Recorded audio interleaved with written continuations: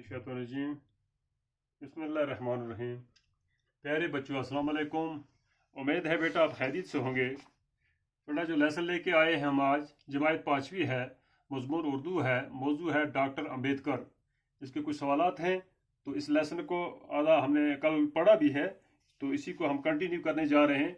Board की तरफ बाद में आएंगे, पहले आप किताब की तरफ जाएं, पेज 84 निकालें। यहाँ तक पढ़ा है हमने कि डॉक्टर अम्बेडकर जो थे तो वो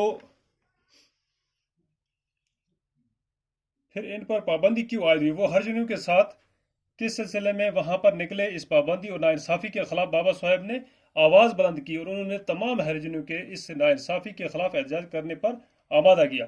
आज इसे आगे पढ़ेंगे। आज ये हज़ारों लोग महाड़ के इस तैलाब की तरफ जा रहे थे। बाबा साहब इस जुलूस की रहनुमाई कर रहे थे, वो सब के आगे थे। तमाम सितागरों का इरादा पक्का था, किसी के भी कदम अब पीछे हटने वाले नहीं थे।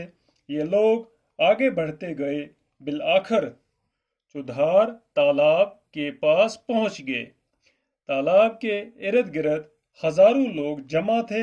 बाबा साहब आगे बढ़े, हजारों लोगों के सामने इस तालाब में उतरे। उन्होंने पानी को छुआ, अपने दोनों हाथों में पानी भर लिया। देखते ही देखते तमाम हरिजन इस पानी को छूने लगे। पानी को हाथों से उछाल उछाल कर बाबा साहब की जय के नारे बुलंद करने लगे। ये बाबा साहब कौन थे? ये थे डॉक्टर भीमराव अंबेडकर, जिन्हें लोग बाबा साहब अंबेडकर के नाम से भी याद करते हैं। ये महाड़ के अहम और अजीम सितागर के कायद और बानी थे।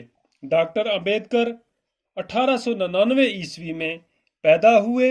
वो हरिजनों के हमदर्द थे। इन्होंने मुल्क में हरिजन समाज को जगाया और इनके दिल से खौफ व हरास दूर कर दिया। इन्होंने अपनी जिंदगी अपनी दबी कुचली और पासमानदा जात के लोगों की तरक्की के लिए वक्फ कर दी। वो एक बड़े कानूनदान भी थे। इन्होंने हिंदुस्तान का आईन बनाने में अहम रोल अदा किया। उनकी नज़र में सब लोग बराबर थे।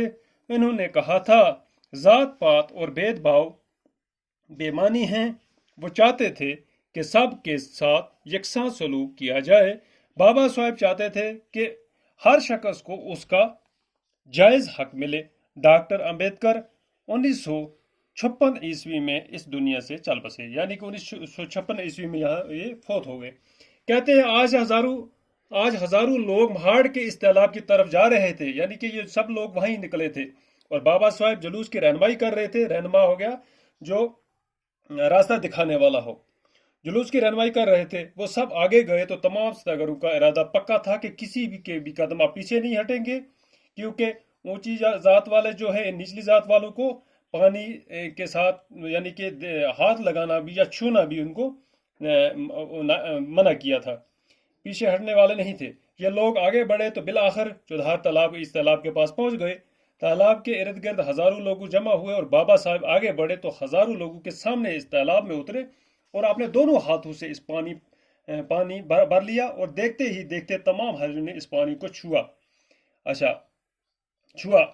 तो पानी को हाथों से उछाल उछाल कर बाबा साहब के नारे बुलंद करने लगे, क्योंकि इनको मना था हाथ लगाना या छूना इस पानी को।